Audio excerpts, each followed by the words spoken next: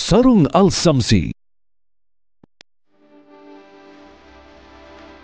Kejaksaan Agung menggelar rekonstruksi kasus dugaan suap penanganan perkara di Pengadilan Negeri Jakarta Pusat yang melibatkan 3 hakim tipikor.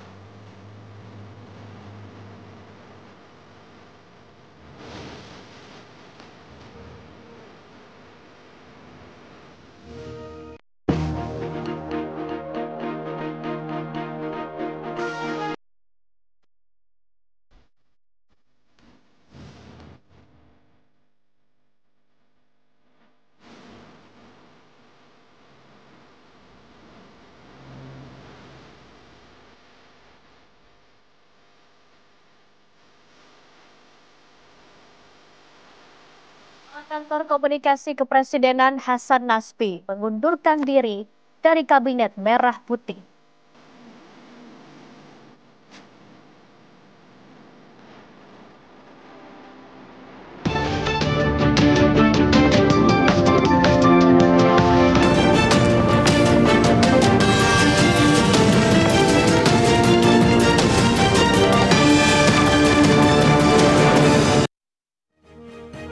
Sebuah makam palsu di Kabupaten Jombang, Jawa Timur dibongkar warga karena dinilai berpotensi mengaburkan sejarah asli daerah.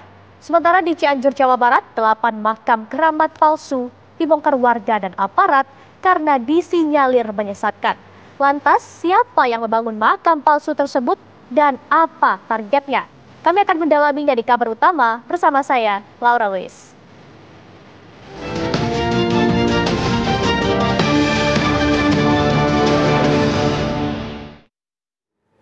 Informasi pertama kita awali dengan kisah tragis pemirsa. 3 orang tewas dan 4 orang terluka usai kendaraan yang mereka tumpangi menghantam sebuah truk di ruas tol Cisumdawu, jalur Bandung Cirebon di Sumedang, Jawa Barat. Inilah video sesaat setelah kecelakaan. Insiden ini terjadi sekitar pukul 10 pagi di kilometer 189 Tol Cisumdawu, jalur Bandung, Cirebon, Sumedang, Jawa Barat.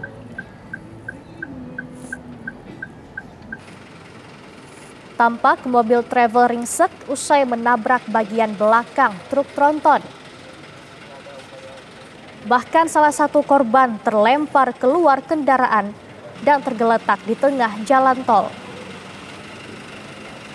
Mobil travel yang melaju dari arah Bandung menuju arah Cipali tersebut diduga melaju kencang dan menabrak bagian belakang truk tronton di jalur yang sama. Akibat kecelakaan ini, 3 penumpang tewas dan 4 penumpang lainnya mengalami luka berat. Proses evakuasi bangkai kendaraan dilakukan petugas dengan menggunakan truk derek. Saat proses tersebut, arus lalu lintas dibuka hanya 1 lajur. Saat ini 4 orang korban luka dirawat di rumah sakit, sementara sopir telah diamankan petugas Satlantas Polres Sumedang untuk diperiksa. Oh iya. Becet ya. HS. Oh, itu.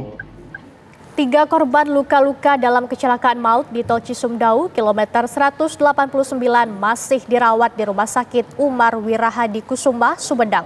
Penyebab kecelakaan yang merenggut 3 nyawa penumpang travel tersebut diduga sopir travel dalam kondisi mengantuk. 3 korban luka dalam kecelakaan maut mobil travel di kilometer 189 Tol Cisumdawu, Cimalaka, Kabupaten Sumedang masih dirawat di Rumah Sakit Umar Wirahadi Kusuma, Sumedang. Sementara 2 korban lainnya dirujuk ke Rumah Sakit Bandung, sedangkan sopir travel diperiksa tim unit Gakum Satlantas Polres Sumedang. Salah satu korban selamat menceritakan, saat tabrakan terjadi, hampir seluruh penumpang mobil travel dalam kondisi tertidur. Mereka tersadar setelah mobil menabrak bagian belakang truk tronton. Sopir travel juga diduga mengantuk saat mengemudi sehingga tidak bisa mengendalikan kendaraannya. Lihat supir ini seperti kerasak kusuk. Kayaknya dia sudah capek, lelah, ngantuk gitu. Biasanya saya duduk di depan, Pak. Kalau duduk depan saya selalu ngajak ngobrol ke sopir itu, Pak.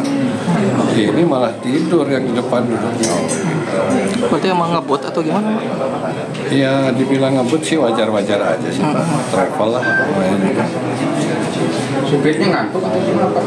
Kelihatannya begitu. Hingga Selasa petang, tim Inafis Polres Sumedang masih mengidentifikasi identitas ketiga jenazah korban yang tewas. Jasa Raharja Kanwil Jawa Barat memastikan akan menanggung seluruh biaya pengobatan seluruh korban luka serta santunan bagi 3 korban meninggal dunia. Dari Sumedang, Jawa Barat, Lutfi Setia Rafsanjani, TV One mengabarkan. Basis band Dewa 19 Yuke Sampurna menabrak seorang anak kecil di Jalan Raya Cikalong, Desa Sindang Jaya, Kecamatan Cikalong, Kabupaten Tasikmalaya, Jawa Barat pada Senin pekan lalu. Video amatir yang merekam kejadian tersebut viral di media sosial.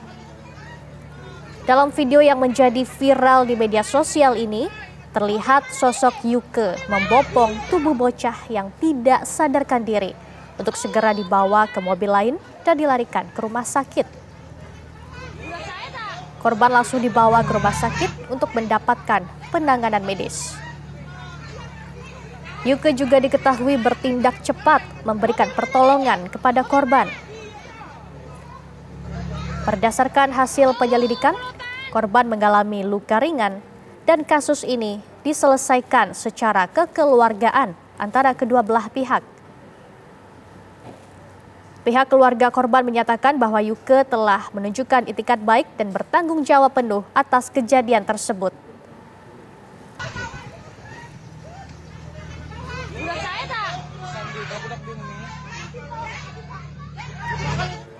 Kita ke informasi lain pemirsa, sebuah makam palsu di situs Bedander di Kabupaten Jombang, Jawa Timur dibongkar oleh warga.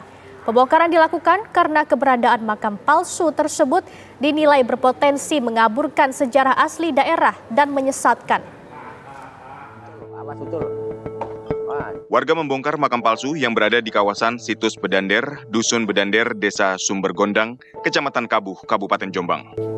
Letaknya yang berada di hutan dan perbukitan membuat warga harus berjalan kaki untuk menuju makam palsu tersebut.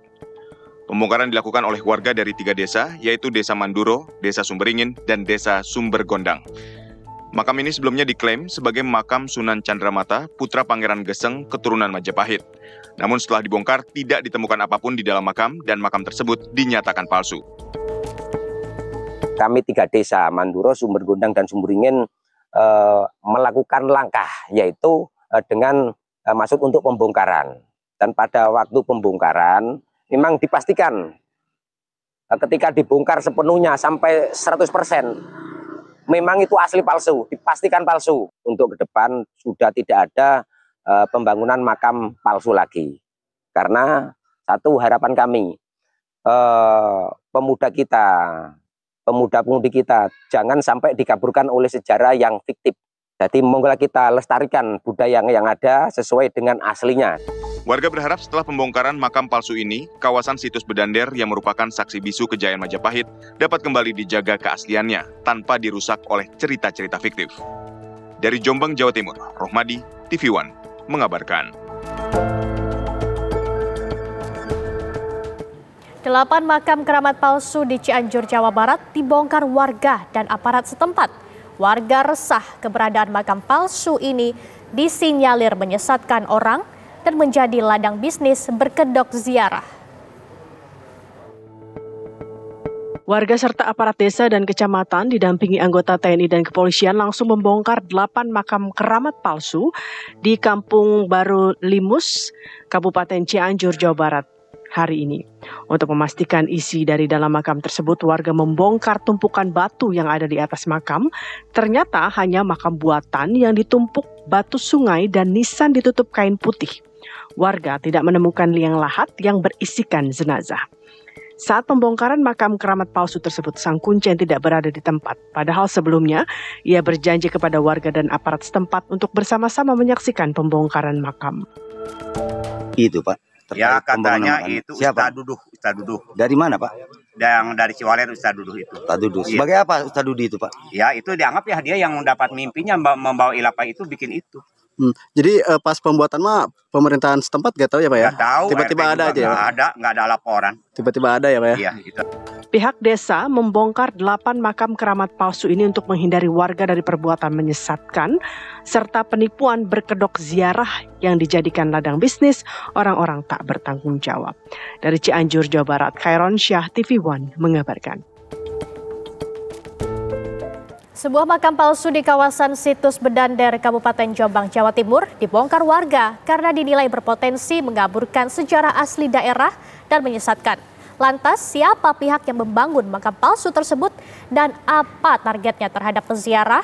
Langsung saja kita berdialog dengan Kepala Desa Manduro, Jombang, Jamilun. Selamat malam, Pak Jamilun. Pak, apakah benar kawasan Situs Bedander ini merupakan saksi bisu kejayaan Majapahit dan ada berapa makam, Pak, di sana? Selamat malam Mbak Laura. Jadi Situs Bedander sendiri itu nama aslinya adalah Situs Jeladri. Dan kebetulan di situ sejak dulu hanya ada 2 makam dan 1 punden. 2 makam tersebut yakni dulunya itu bernama Eyang Wirojoyo alias Wirosakti. Terus kemudian makam yang kedua Mbak Wali Songo. Terus punden yang 1 namanya Eyang Nambi, cuman itu saja. Baik, kemudian bagaimana akhirnya diketahui kalau di sana ada makam palsu, Pak? Dasar awalnya itu ada laporan dari warga sekitar yang kebetulan lahan pertaniannya itu dekat dengan Situs Jeladri. Kemudian beliau melaporkan kepada saya setelah kami cek ke lokasi bersama teman-teman baik dari tokoh masyarakat, BPD, ternyata ditemukan makam palsu tersebut yang di atasnya bertuliskan Sunan Condromoto alias bin Sunan Geseng Raden Bumi atau Lang Putih yang wafat 9 Rojab. Kira-kira siapa yang membangun makam ini dan targetnya apa, Pak?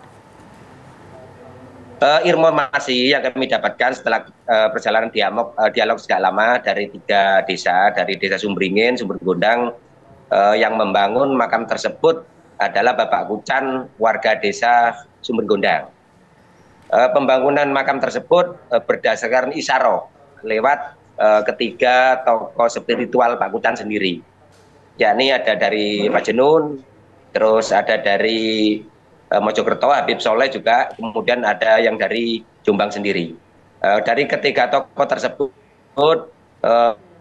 menjelaskan bahwasanya harus dibangun makam Condromoto di Situs Jeladri tersebut. Dan ketiga tokoh tersebut menyatakan isyuran itu sama. Jadi isyarah ketiga tokoh spiritual tadi mengatakan sama, harus dibangun di Situs Jeladri. Baik, terima kasih Pak Jamilun atas informasi Anda dan terima kasih sudah bergabung bersama kami di Kabar Utama. Selamat malam, selamat beraktivitas kembali, Pak. Pemirsa, polisi berhasil menangkap terduga pelaku pembunuhan bocah berusia 4 tahun bernama Muhammad Abdal yang jasadnya dibakar di dalam kamar sebuah kontrakan di Kampung Kresek, Desa Rawaburung, Kecamatan Kosambi, Kabupaten Tangerang, Banten. Terduga pelaku adalah HB, pria berusia 37 tahun yang tak lain pacar ibu korban. HB ditangkap di tempat persembunyiannya di Tasikmalaya, Jawa Barat oleh tim Jatadras Polda Metro Jaya. HB diketahui merupakan security di Bandara Soekarno-Hatta yang baru berhubungan dengan ibu korban selama 2 bulan. Menurut Kapolres Metro Tangerang Kota, Kombes Pol Zain Dwi Nugroho, motif pelaku melakukan pembunuhan terhadap bocah berusia 4 tahun tersebut masih diselidiki petugas. Terduga pelaku masih menjalani pemeriksaan lebih lanjut pihak kepolisian Polda Metro Jaya.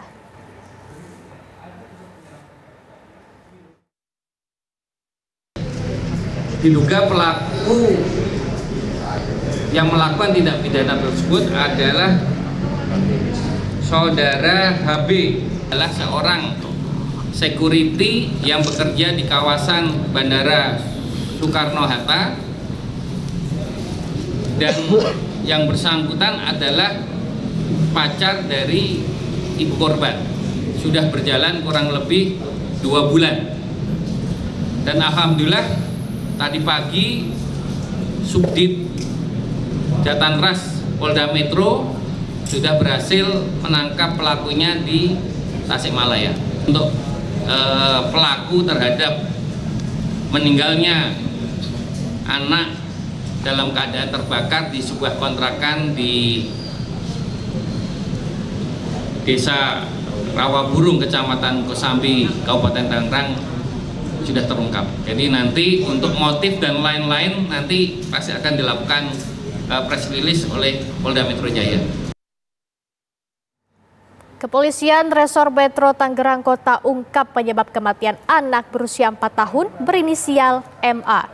Kapolres Metro Tangerang Kota, Kombes Pol Zain Dwi Nugroho, menuturkan dari hasil otopsi di tubuh korban ditemukan luka benturan benda tumpul pada bagian kepala, resapan darah pada leher dan kerongkongan akibat kekerasan benda tumpul, serta luka memar pada dinding luar anus.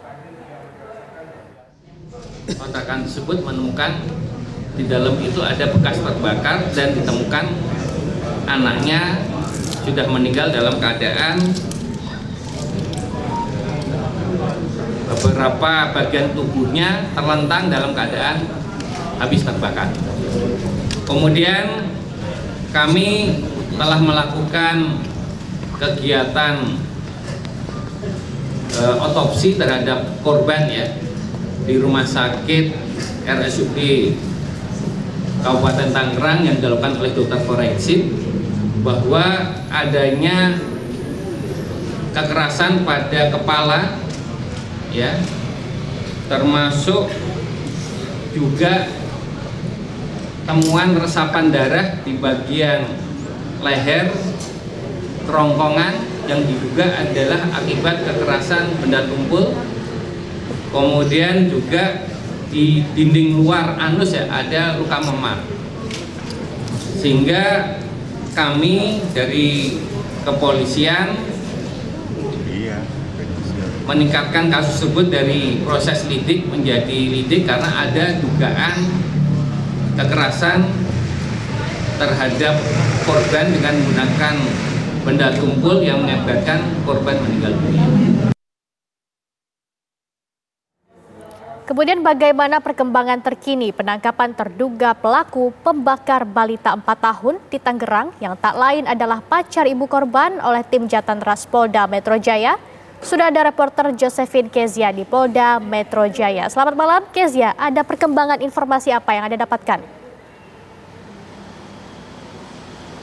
Ya, Laura dan juga pemirsa, Subdit Jatanras Ditreskrimum Polda Metro Jaya berhasil meringkus Heru Budiman atau inisial HB yang merupakan terduga pelaku atas pembunuhan yang ia lakukan terhadap anak berusia 4 tahun berinisial MA yang ia lakukan di kontrakan di kawasan Tangerang.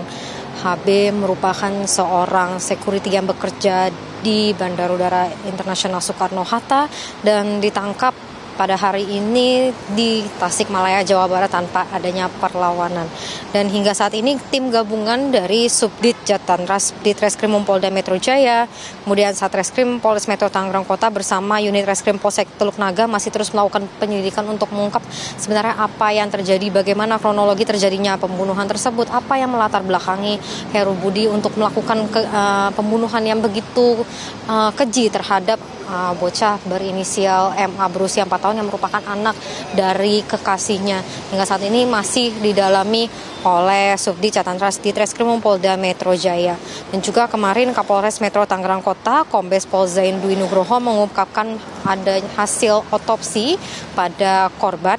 Ini ditemukan sejumlah luka bakar pada bagian kepala, wajah, leher, dan lengan. Lalu juga terdapat luka akibat benturan benda tumpul di bagian kepala.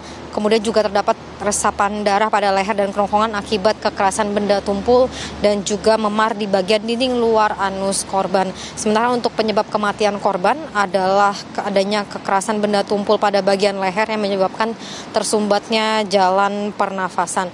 Dan temuan mayat korban anak berusia 4 tahun ini diketahui saat ibu korban mencari anaknya di kontrakan pada hari Minggu Namun pintu rumah kontrakan dalam kondisi terkunci yang kemudian bersama dengan sejumlah saksi ini kemudian berhasil dibuka untuk pintu kontrakannya setelah kuncinya ditemukan pada selokan di sekitar rumah. Dan saat ini masih dilakukan penyelidikan lebih lanjut terhadap pelaku yang berhasil diringkus di Tasikmalaya, Jawa Barat. Demikian, Laura.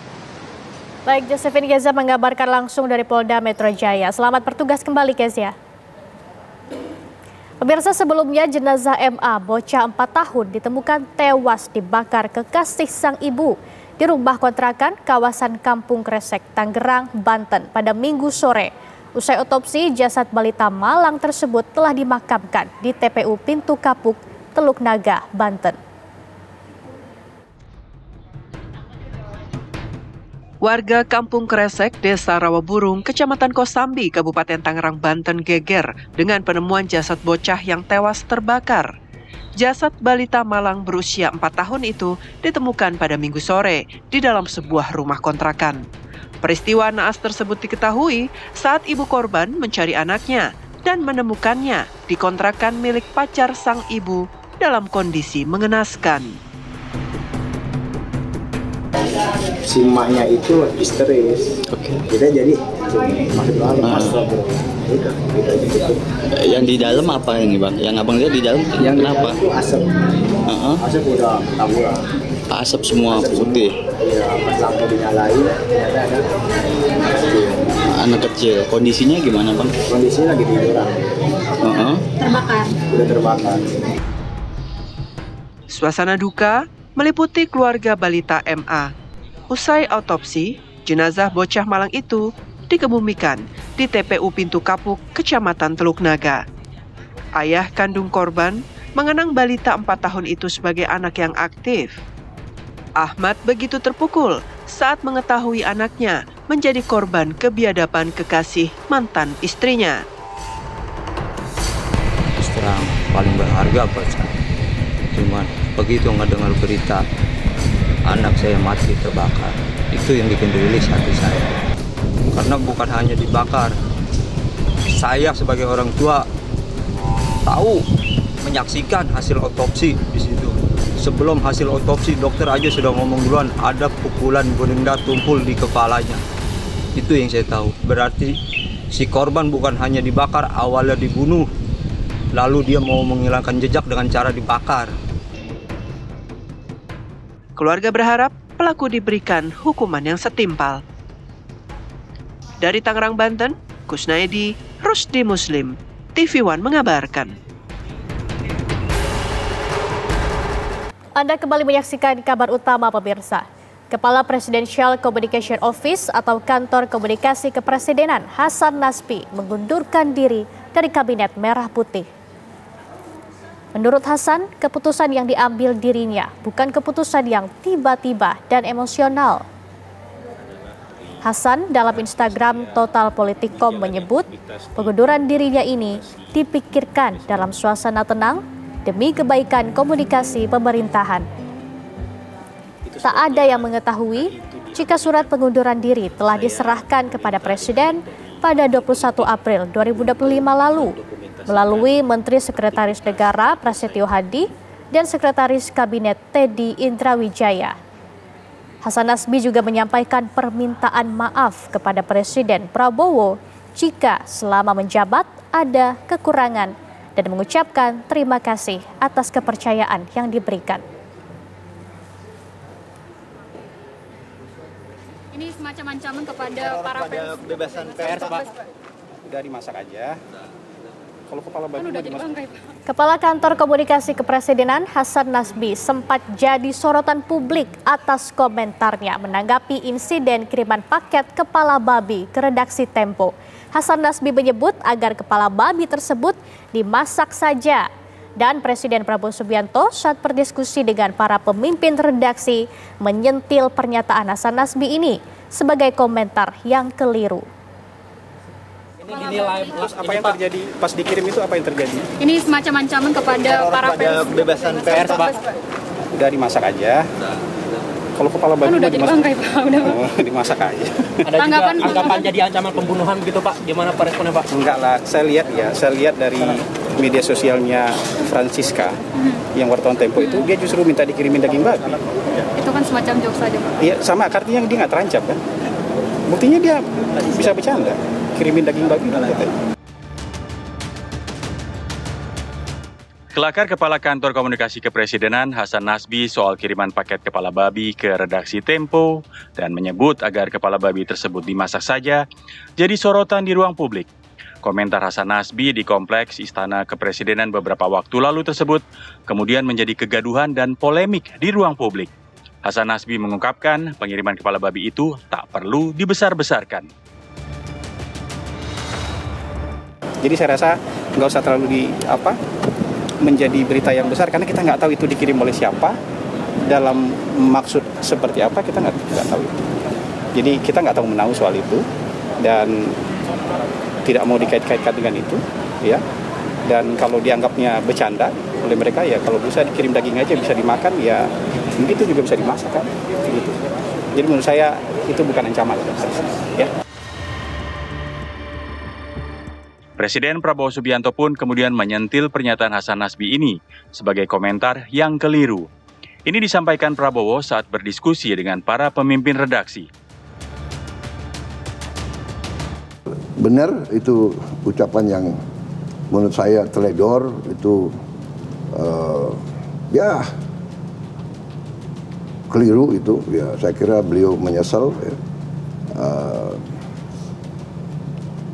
Tapi ini alasan yang saya bisa kasih adalah mungkin ya karena baru dalam posisi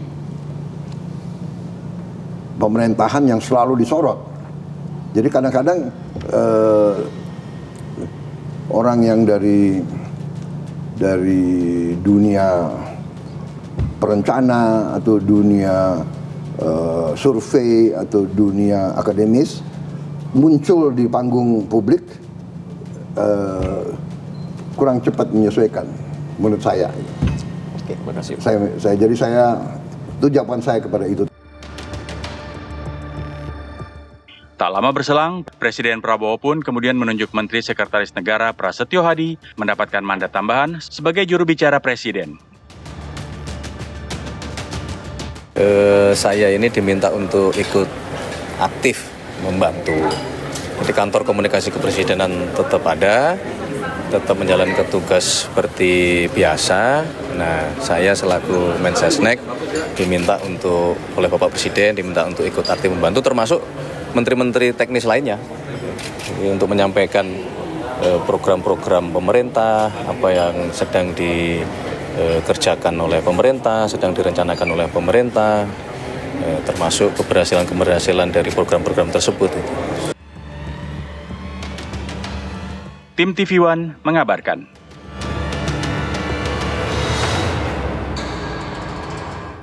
Kepala Kantor Komunikasi Kepresidenan Hasan Nasbi mengundurkan diri dari Kabinet Merah Putih. Menurut Hasan Nasbi, keputusan ini telah dipikirkan dalam suasana tenang dan demi kebaikan komunikasi pemerintahan. Lantas, sosok seperti apa yang tepat untuk menjadi Kepala Kantor Komunikasi Kepresidenan? Langsung saja kita bahas bersama pakar politik Hendry Satrio.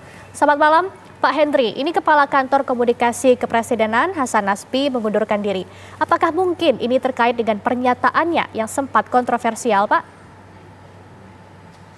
Ya, sebetulnya tidak ada hal yang mengagetkan ya dari mundurnya Hasan Nasbi ini. Sudah banyak sekali pihak yang memprediksi, bahkan seharusnya sudah mundur dari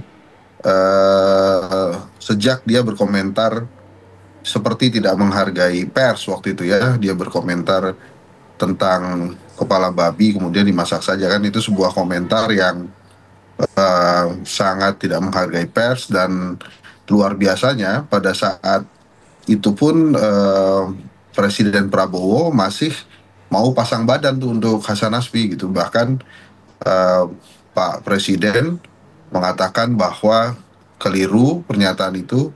Saya rasa yang bersangkutan juga menyesal ya. Padahal kan memang belum ada pernyataan menyesal dari Hasan Nasbi. Jadi menurut saya memang sudah mudah diprediksi, tidak ada yang mengejutkan. dan ya nanti tinggal kita lihat apa yang akan dilakukan oleh Pak Prabowo, karena sebelum ini kan Pak Prabowo juga sering mengatakan bahwa dia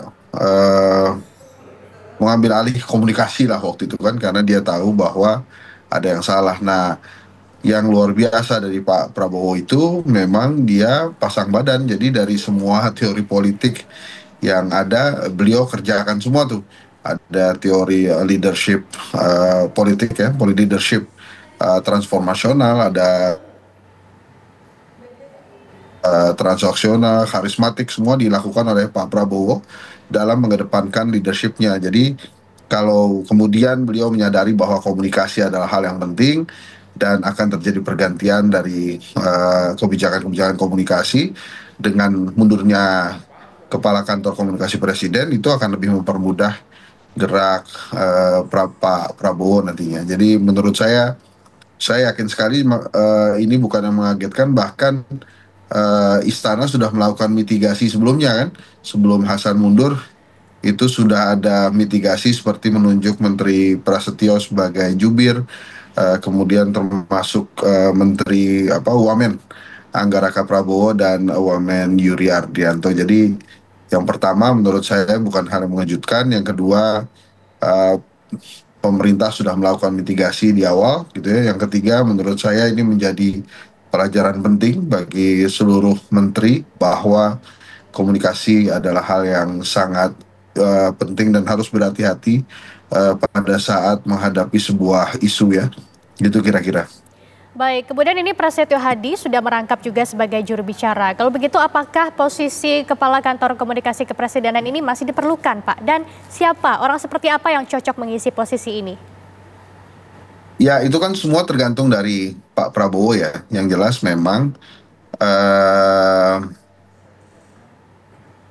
apa yang dilakukan Pak Prabowo pasti kan yang terbaik untuk kabinetnya. Di presiden-presiden sebelumnya itu berbagai cara atau metode dilakukan oleh setiap presiden. Misalnya Pak Jokowi ada beberapa jubir, sempat Mas Johan, kemudian sebelumnya ada juga, tapi Pak Jokowi nampaknya lebih ingin komunikasi istana itu disampaikan oleh dirinya sendiri. Sebelumnya Pak SBY ada Julian Adil Pasha, ada Andi Malarangeng yang sangat aktif mewakili Pak SBY, tapi juga pernah Pak Soeharto itu mendahulukan Mensesnek dan Menteri Penerangan sebagai juru bicara. Jadi memang masing-masing presiden punya caranya sendiri-sendiri, dan kelihatannya Pak Prabowo sangat nyaman dengan lingkaran terdekatnya dia. Jadi yang kita lihat selama ini untuk urusan komunikasi kan lingkaran terdekatnya dia itu adalah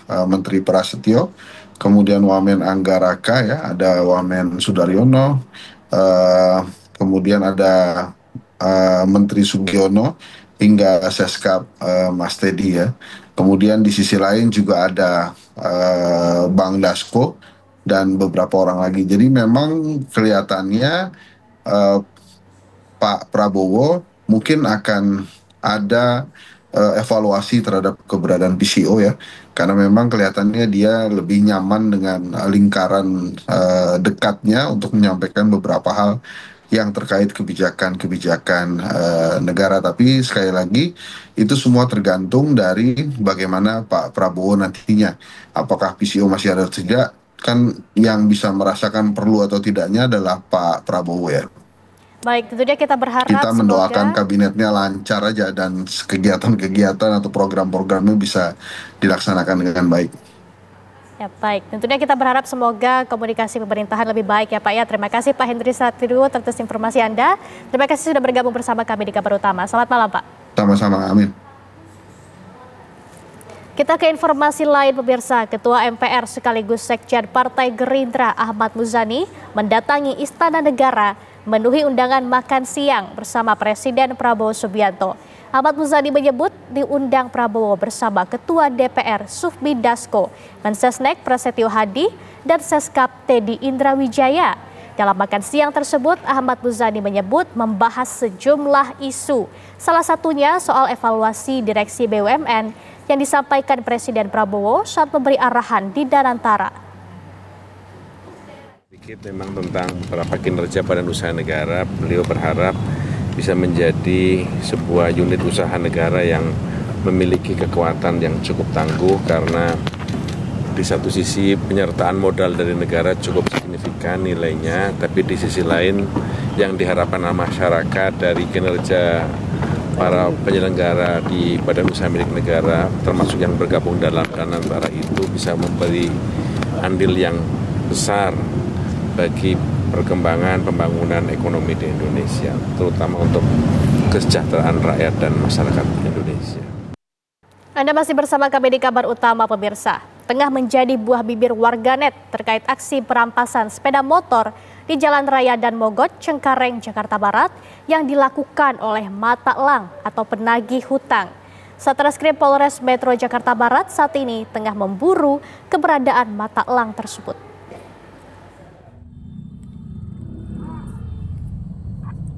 Dikejar sama debt collector.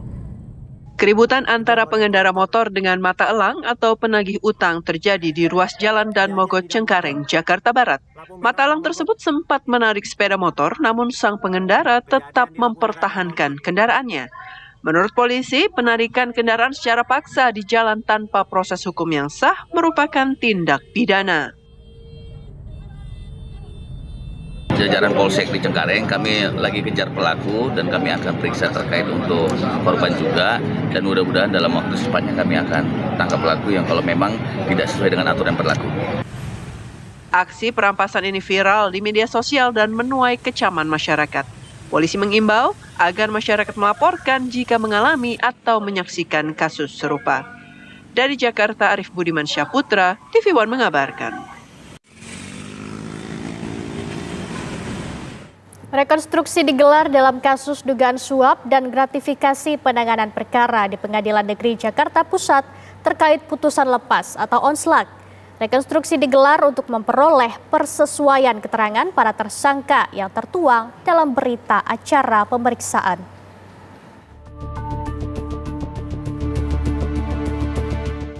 Kejaksaan Agung menggelar rekonstruksi kasus suap vonis lepas perkara korupsi dan gratifikasi, perkara tindak pidana korupsi pemberian fasilitas ekspor minyak mentah atau CPO di Gedung Bundar Kejaksaan Agung. Rekonstruksi diikuti 8 tersangka yakni Hakim Juyanto, Hakim Agam Syarif Baharudin, Hakim Ali Muhtarom, serta Wakil Ketua Pengadilan Negeri Jakarta Pusat Arif Nuryanta. Tak hanya para mantan hakim, 4 tersangka lain juga dihadirkan dalam rekonstruksi tersebut. Menurut Kepala Pusat Penerangan Hukum Kejaksaan Agung Harli Siregar, rekonstruksi dilakukan untuk memperoleh kesesuaian keterangan masing-masing tersangka seperti yang tertuang dalam berita acara pemeriksaan. Tentu diperagakan seperti apa. Jadi itu yang selalu saya sebut, penyidik mendudukkan pada porsinya, ya. Jadi setiap adegan itu tentu ada dialog yang disesuaikan dengan berita acaranya. Nah, jadi memposisikan pada porsinya sesuai dengan keterangan yang diberikan oleh mereka baik sebagai saksi maupun tersangka. Jadi Harli menjelaskan ada perbedaan kasus korupsi yang selama ini ditangani, di mana dalam kasus lain hanya dilakukan dengan gelar perkara, sedangkan dalam perkara yang melibatkan 3 hakim tipikor ini harus dilakukan rekonstruksi. Dari Jakarta, Robin Freddy, TV One, mengabarkan. Subdit Jatantras Polda Metro Jaya menangkap pelaku pembunuhan terhadap wanita yang jenazahnya ditemukan dalam kondisi tersayat di kamar kos di Cikarang Barat, Bekasi, Jawa Barat. Pelaku ditangkap saat tengah beristirahat di sebuah warung makan di Subang, Jawa Barat. Pelarian pelaku pembunuhan wanita yang jasadnya ditemukan dalam kondisi tersayat di kamar kos di Cikarang Barat, Bekasi, Jawa Barat akhirnya terhenti. Pelaku berinisial MA berhasil ditangkap Subdit Jatantras Polda Metro Jaya di sebuah warung makan di rest area Mudusari, Jalan Raya Pamanukan, Subang, Jawa Barat. Pelaku ditangkap tanpa perlawanan saat tengah beristirahat dari pelariannya. Saat ini polisi tengah membawa pelaku ke Mapolda Metro Jaya untuk diperiksa dan menggali motif dari pembunuhan yang dilakukannya.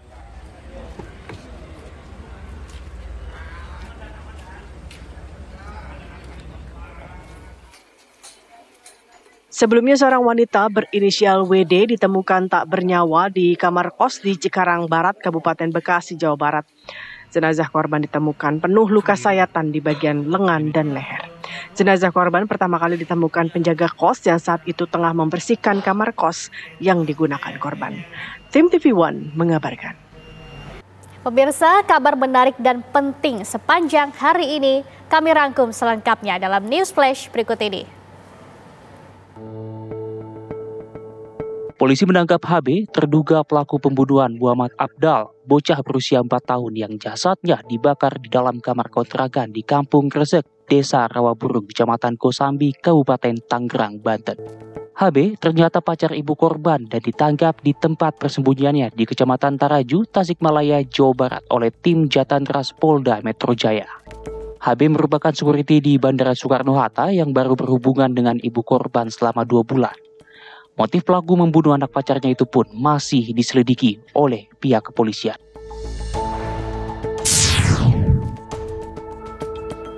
Kepala Kantor Komunikasi Kepresidenan Hasan Nasbi mengundurkan diri dari Kabinet Merah Putih. Menurut Hasan Nasbi, keputusan yang diambil tidak tiba-tiba dan emosional. Surat pengunduran diri Hasan Nasbi telah diserahkan kepada Presiden Prabowo Subianto pada 21 April 2025 lalu melalui Menteri Sekretaris Negara Prasetyo Hadi dan Sekretaris Kabinet Teddy Indrawijaya. Hasan Nasbi juga menyampaikan permintaan maaf kepada Presiden Prabowo dan mengucapkan terima kasih atas kepercayaan yang diberikan. Tiga orang tewas dan 4 orang terluka usai kendaraan travel yang mereka tumpangi menghantam bagian belakang truk tronton di ruas tol Cisumdawu, kilometer 189 jalur Bandung-Cirebon. Penyebab kecelakaan diduga sopir truk travel mengantuk saat mengemudi. 3 jenazah korban dan korban luka masih berada di Rumah Sakit Umar Wirahadi Kusuma. Sementara itu, sopir telah diamankan petugas Satlantas Polres Sumedang. Dari Kabupaten Sumedang, Jawa Barat, Lutfi Setia Rafsanjadi, TV One mengabarkan. Pemirsa, usai sudah kebersamaan kita di kabar utama malam ini. Saya Laura Luis, mewakili kru yang bertugas, mengucapkan terima kasih, selamat malam dan sampai jumpa.